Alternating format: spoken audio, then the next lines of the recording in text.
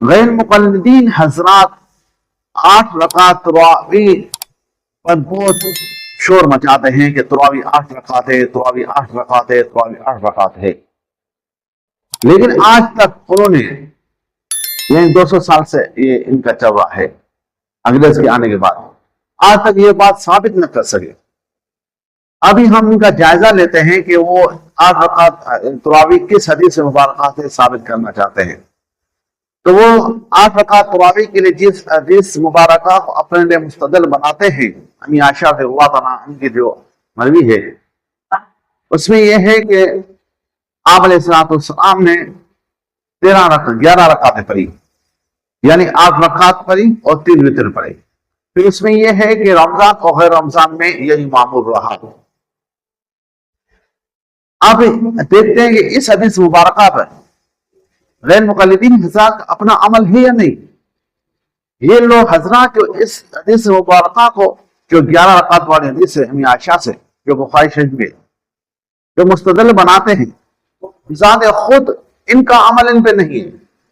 کہیں وجوہات، ایک یہ کہ اس روایت میں ہے کہ آپ علیہ السلام نے 4 رکعتیں کر کے پڑھی اور یہ 2 پڑھتے ہیں۔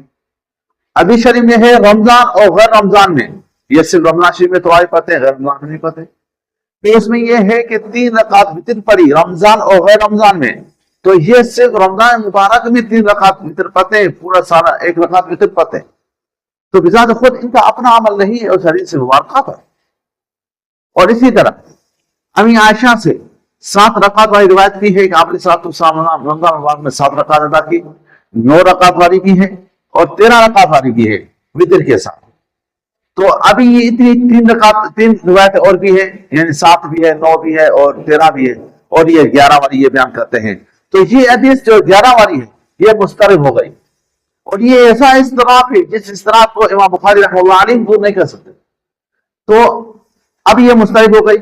اب اصول محدثین یہ ہے کہ جو حدیث مضطرب ہو وہ قابل استدلال نہیں رہتی، اور پھر یہ غیر مقلدین اسی حدیث مبارکہ میں جو ہے دعویٰ کو ثابت کرنے کی کوشش کرتے ہیں۔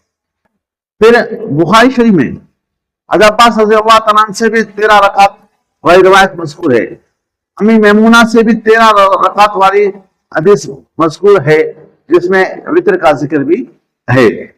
جیسے 7 رکعت ہے تو 6 رکعت 2 کر پڑھی، 1 وتر، 9 ہے تو 8 4 کر پڑھی، 2 کر کے پڑھی، اور پھر یہ 1 وتر پڑھی۔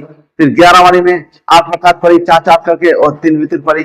تو 13 والی میں بھی اس طرح ہے، 2 کر کے پڑھی، 1 وتر پڑھا۔ تو یہ حضرات جو کہتے ہیں کہ 11 رکعت تراویح ہے، تو بھائی جب آپ حدیث پیش کرتے ہو تو اس حدیث پہ خود بھی تو عمل کرو۔